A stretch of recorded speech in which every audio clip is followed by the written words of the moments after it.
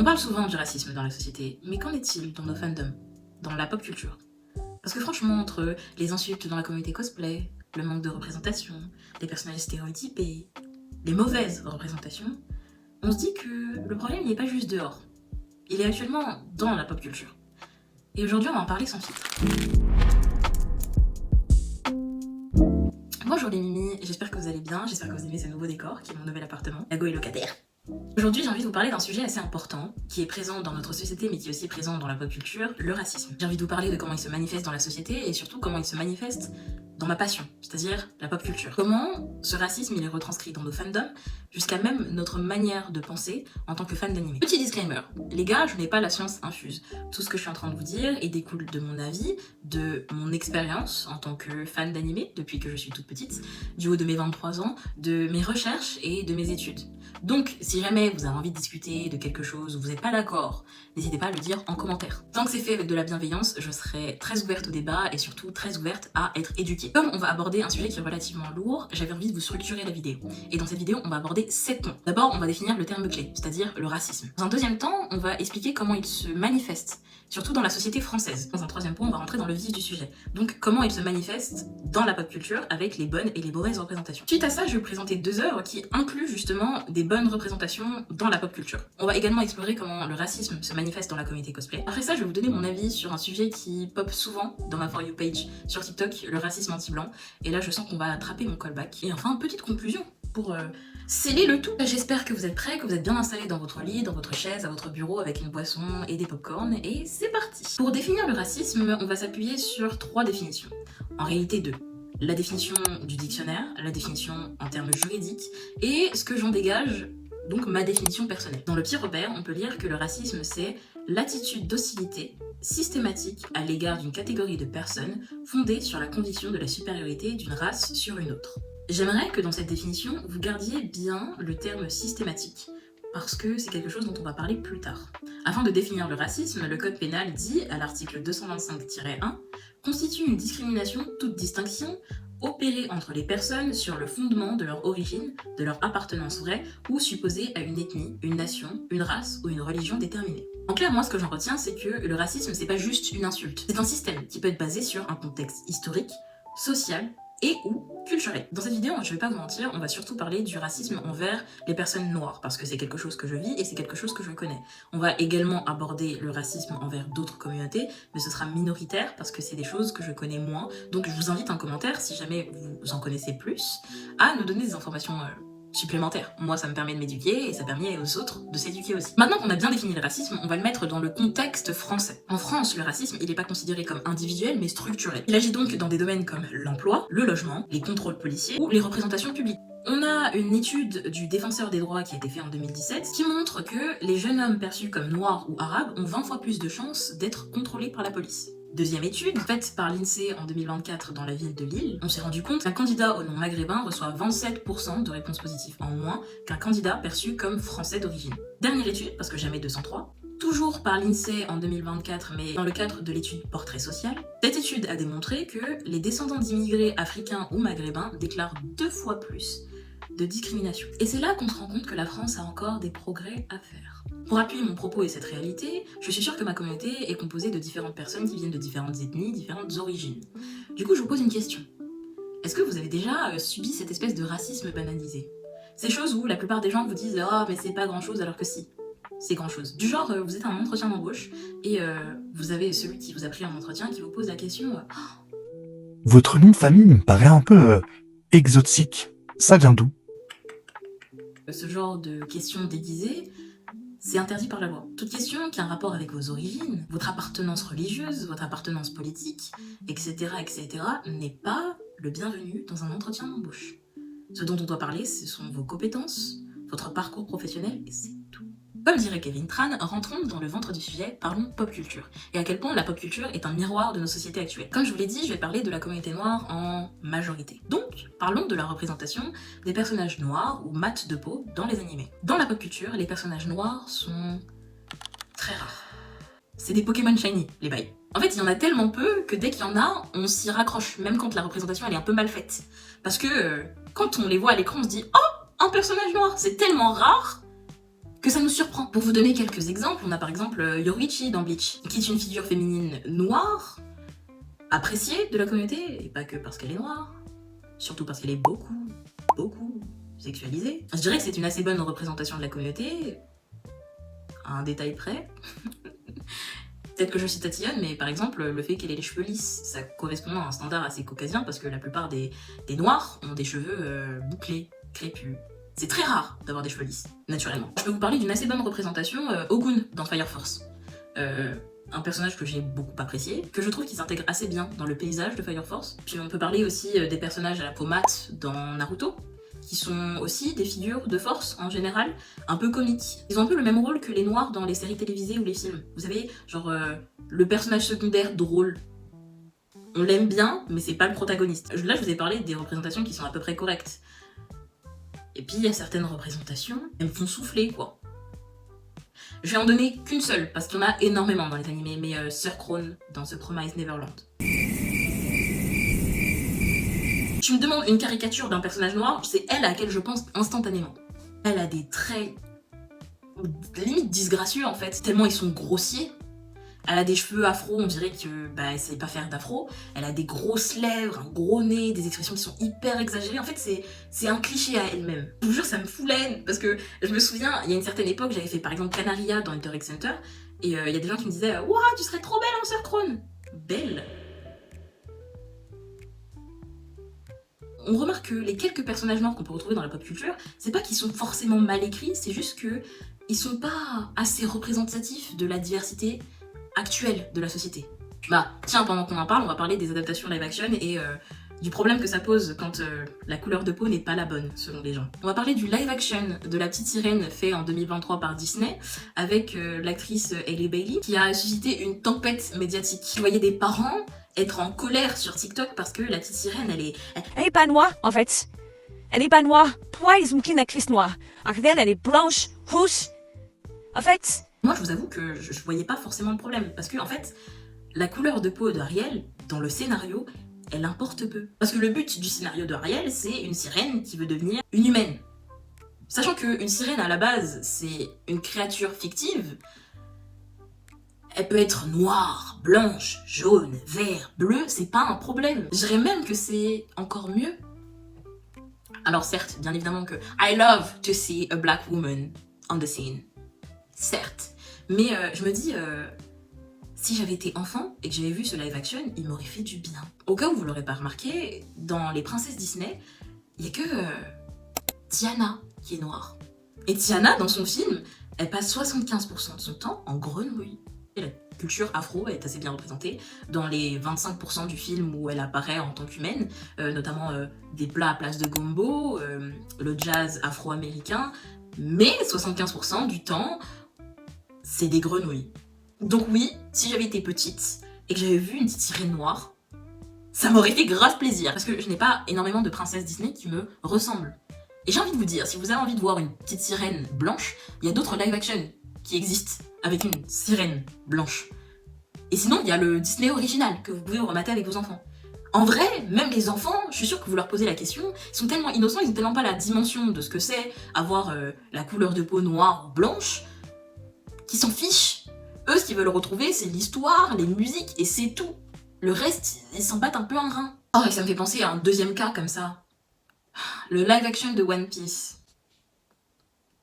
Je tiens à préciser que le live action de One Piece, il est supervisé par l'auteur lui-même. Le génie que vous adulez, Eiichiro Oda, a supervisé l'ensemble du casting du live action One Piece. Donc allez m'expliquer pourquoi certains fans de One Piece étaient hyper en colère de voir une Nojiko noire. Pour moi, vous êtes des fans d'animé puristes et débiles. Parce que oui, ok, dans le manga et dans l'animé, Nojiko, elle a une peau un peu balsonnée. Un petit peu bronzée. Mais dans les faits, Nami et Nojiko, elles sont pas sœurs de sang, donc qu'elle ait une peau noire, blanche, balsanée ou que sais-je, c'est pas un problème. Ça n'influe pas sur le scénario. Pire, je dirais même que ça ajoute au scénario d'avoir une personne noire et une personne blanche en tant que sœurs de cœur, ça renforce leur lien, que c'est pas des sœurs de sang, mais c'est des sœurs de cœur. Mais on avait quand même des puristes qui me disaient « Non, mais Nojiko n'est pas noire, moi c'est non ». Et Eiichiro Oda lui-même l'a validé. Why are you talking so much? Là, je vous pose la question à vous, mais est-ce que pour vous, la couleur de peau d'un acteur change quelque chose au personnage? Quand il n'y a pas de dimension culturelle, ethnique qui est incarnée par ce personnage. Ou alors peut-être que ce qui compte, c'est juste la fidélité esthétique. Pas au scénario, hein, esthétique qui compte. Vous connaissez déjà mon avis. C'est débile. Du coup, ça me donne envie de vous parler de 2 œuvres qui, selon moi, ont très bien intégré ce que c'est une bonne représentation ou une bonne intégration d'un personnage de couleur dans une œuvre de pop culture. On va parler d'abord d'un animé qui est assez récent, qui est sorti en 2025 et qui m'a fait crier sur les réseaux sociaux, Gachakuta.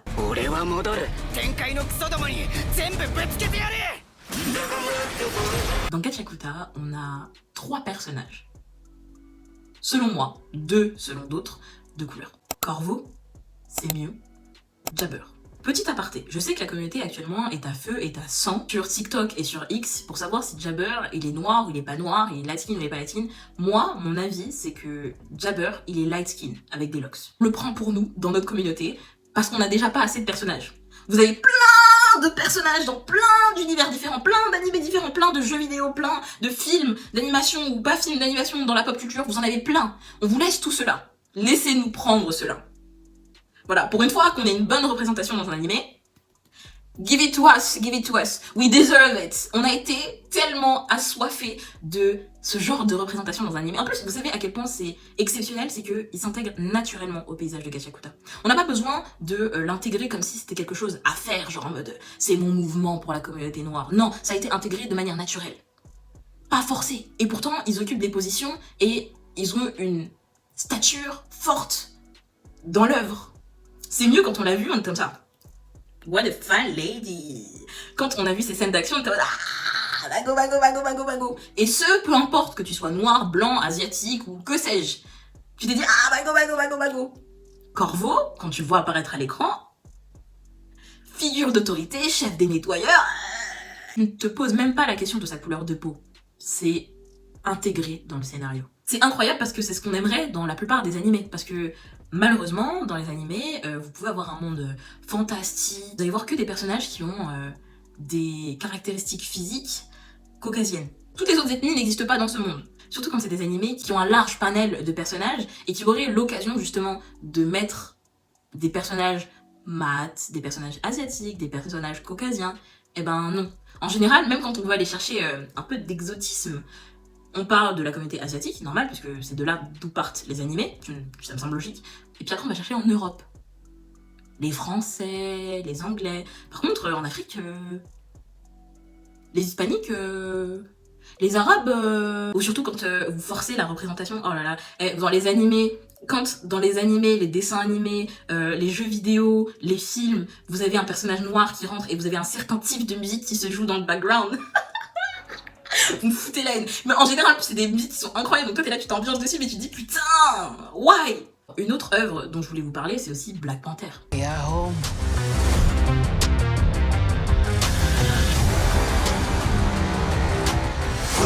My son, it is your time. Évidemment, on a un blockbuster Marvel qui a en son sein la culture afro-descendante comme point clé important, comme paysage de l'œuvre. Un Marvel centré sur un héros noir, avec un casting majoritairement afro-descendant, qui met en avant la culture afro.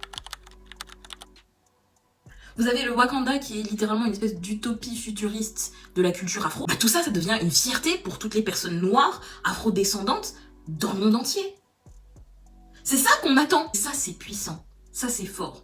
Quand vous arrivez à représenter justement une communauté qui est sous-représentée sur la scène médiatique, ça fait du bien. Dans la pop culture, il n'y a pas que les animés, les mangas, les jeux vidéo, etc., etc. Il y a également le cosplay. Et dans le cosplay, malheureusement, on a aussi énormément de discrimination, de manque de représentation. Le racisme dans le cosplay, il est réel.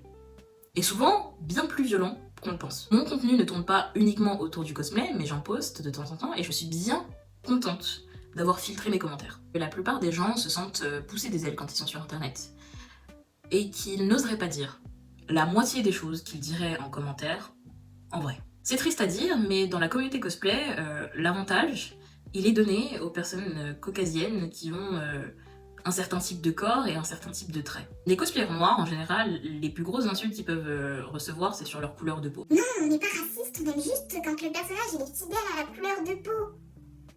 Parce que sinon vous gâchez le personnage. Comme je l'ai dit dans la vidéo sur le racisme dans le cosplay c'est avant tout incarner un personnage. Ce n'est pas lui ressembler trait pour trait, point pour point. Parce que la plupart des personnages d'animé ont des corps ou des traits qui sont fictifs. Le cosplay, c'est fait pour absolument tout le monde, peu importe ta couleur de peau, peu importe ta morphologie, peu importe ton âge, peu importe ton budget. Normalement, c'est censé être inclusif pour absolument tout le monde. Malheureusement, on a encore des gens dans la communauté pop culture qui vont quand même bâcher les gens sur leur passion, sur la manière de faire du cosplay, sur la manière dont ils incarnent un personnage. Shut the fuck up. Moi, je trouve ça hyper créatif de voir comment on réadapte un personnage à un type de corps, à un type de peau, à une religion. Par exemple, moi j'ai des mutus sur TikTok qui sont voilés et qui font du cosplay. Moi je trouve ça hyper intelligent et hyper talentueux la manière dont ils remasterisent le personnage pour continuer à l'incarner, donc faire un roleplay et tout ce qui va avec, en l'adaptant à leur voile. Utiliser des voiles de couleur en guise de perruque. Genius! T'es noir! La plupart des perruques, des personnages qui ont, encore une fois, je vous l'ai dit, des caractéristiques caucasiennes, ne vont pas à ta couleur de peau, ne vont pas à ton visage, etc., etc. Et tu décides de modifier la wig du personnage en utilisant des wigs qui sont bouclés, crépus, pour pouvoir aller avec ton ethnie, avec ta couleur de peau. Genius! Et même quand tu fais le cosplay comme eux ils l'imaginent, c'est-à-dire avec la wig qui est totalement accurate, avec le costume qui est totalement accurate, les accessoires qui sont totalement accurate, les lentilles, le make-up accurate, mais t'as pas la bonne couleur de peau. Je pense par exemple à un cosplayer que j'adore personnellement, je trouve que c'est un des cosplayers les plus talentueux sur la scène française du cosplay, qui s'appelle Xeno Cosplay.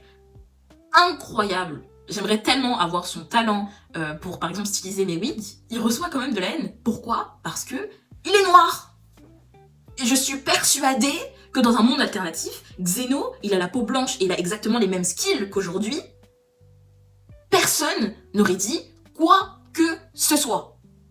This is driving me insane. Je vous jure, j'y mets tout mon cœur et tout mon âme, c'est parce que c'est quelque chose auquel je suis confrontée tous les jours. Tous les jours, je me bats dans les commentaires de cosplayers noirs parce que t'as des gens qui trouvent ça drôle de faire un jeu de mots, alors qu'ils sont pas noirs, hein, de faire un jeu de mots entre le N-word, qui est réservé aux noirs, hein, va dire ce mot-là dans la rue en étant autre chose que noir.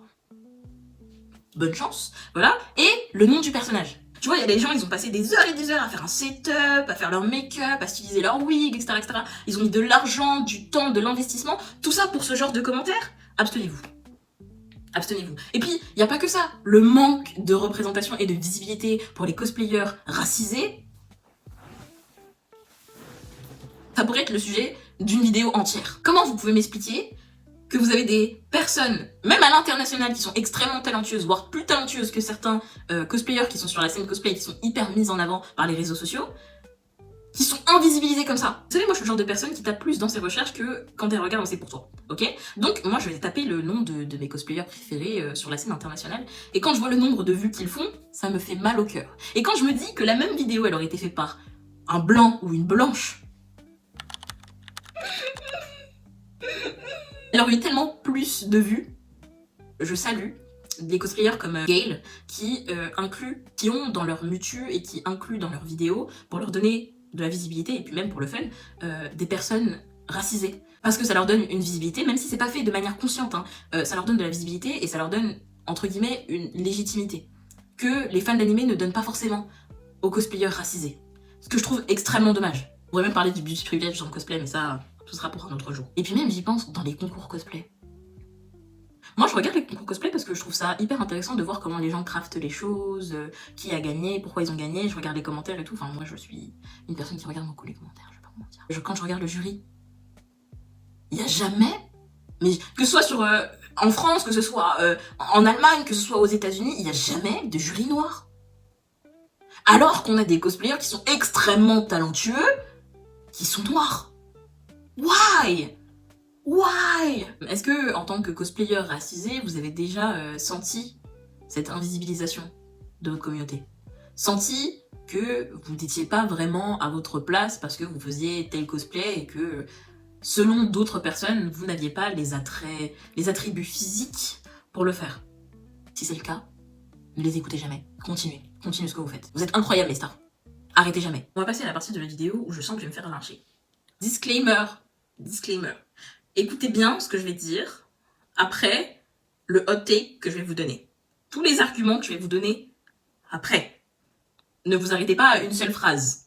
D'accord? Écoutez tout le développement qui va avec. De mon point de vue, le racisme anti-blanc en France n'existe pas. Je vais même l'étendre au niveau mondial et je vais nuancer mon propos. Le racisme anti-blanc, il existe sous forme individuelle. Du genre des insultes, des moqueries, des clichés, du genre quand on vous appelle les whitos, les sans-épices, ce genre de choses. Je comprends que ce genre de remarques, d'insultes peuvent être vexantes, peuvent mener à un manque de confiance en soi, je comprends parfaitement, et je ne nie pas tout ça. Mais le racisme qu'on décrit en France, et c'est pour ça que je voulais que vous reteniez bien les définitions que j'ai données au début, il est systémique. Aujourd'hui, le racisme anti-blanc n'empêche pas une personne blanche d'avoir accès à un entretien d'embauche. Il n'empêche pas la location d'une habitation. Il n'empêche pas une promotion. Il n'empêche pas de pouvoir prendre un prêt à la banque. Le racisme anti-blanc, il mène pas à des contrôles aux faciès. Des contrôles violents aux faciès. Alors je dis pas que le racisme anti-blanc, il est moins grave, je dis juste que c'est pas comparable au niveau structurel. Parce qu'aujourd'hui, être blanc, ça ne vous empêche en rien dans la France de Macron. Rien que, par exemple, le fait que je sais pas, une communauté racisée vienne par exemple en France pour étudier, on les appelle des immigrés et que vous, quand vous décidez d'aller vivre dans un autre pays, vous appelez les expatriés, ça montre à quel point dans la société vous avez encore ce privilège-là. Le racisme anti-blanc, il n'existe pas sous forme systémique. Sous forme individuelle, oui. Sous forme systémique, peut-être dans certains pays. Peut-être dans certains pays. J'avoue, j'ai pas fait mes recherches là-dessus. Mais en France, je vais dire un truc, ça aussi c'est un hot take, mais rien qu'à voir la manière dont les immigrés qui viennent d'Afrique sont traités et les immigrés qui viennent d'Ukraine sont traités, je pense que ça devrait vous mettre la puce à l'oreille. Il y a une communauté qui est plus foncée qu'une autre. Je vous laisse la parole. Voilà, je vous donne mon micro. Est-ce que pour vous, si on prend tous les contextes, c'est-à-dire socio-culturels et historiques et politiques, est-ce que toutes les formes de racisme se valent? Ou alors, est-ce que c'est pas bien, justement, de faire cette catégorisation? Parce que, en vrai, une insulte, tout dépend de qui la prend. Aujourd'hui, je suis tellement habituée à certaines remarques indirectes, directes, qui peuvent être racistes, que bah il y en a beaucoup qui m'atteignent plus. Alors que peut-être que quelqu'un qui n'a jamais subi de racisme anti-blanc. Vous avez vu à quel point, pour définir le racisme anti-blanc, je suis obligée de dire anti-blanc derrière? Et comment même la plupart des gens qui le défendent disent racisme anti-blanc, mais jamais racisme tout court? Bref, anyways. Mais bref, quelqu'un qui n'a jamais subi de racisme anti-blanc, qui l'a subi pour la première fois, bah forcément c'est violent. Ça peut blesser, ça peut mener à des choses beaucoup plus graves. Donc au final, est-ce que les catégoriser, ce serait pas une mauvaise chose aussi? Je me pose la question moi-même. Avec tout ce qu'on a abordé, on peut se rendre compte que le racisme, c'est pas juste un débat de société. C'est aussi un miroir de la manière dont on se représente les uns les autres et de ce qu'on refuse de voir, malheureusement. Et la pop culture est justement un reflet de cette société et de cette manière de penser. Mais je pense aussi que la pop culture, qui est une culture qui est extrêmement consommée dans le monde entier, peut aussi aider à faire évoluer les choses. Par exemple, avec une œuvre comme One Piece, on est littéralement dans une critique de la société. C'est une critique de la politique, c'est une critique des différences culturelles, c'est une critique de comment elles sont traitées par les uns et par les autres. C'est une œuvre, un média qui permet de mettre en avant énormément de types de représentations. Et ça, même si vous en rendez pas compte parce que c'est de manière très indirecte et dans un monde fantaisiste avec des combats à l'appel, eh ben, n'oublions pas que c'est aussi un très beau miroir de ce que la société a à nous offrir. Et pour finir, je vais vous poser encore une question. Si nos œuvres de pop culture préférées nous apprennent les valeurs de l'amitié, de l'amour, ou même du dépassement de soi, est-ce qu'elles pourraient pas nous apprendre aussi à mieux nous regarder les uns les autres et peut-être prendre soin des uns des autres? C'était tout pour moi les mimis, et on se dit à une prochaine fois. Des bisous. Si tu as aimé cette vidéo, n'hésite pas à me suivre sur Instagram et TikTok où je publie régulièrement. Sinon, j'espère que tu as passé une bonne journée, soirée ou après-midi en fonction du moment où tu le regardes et je te fais des bisous.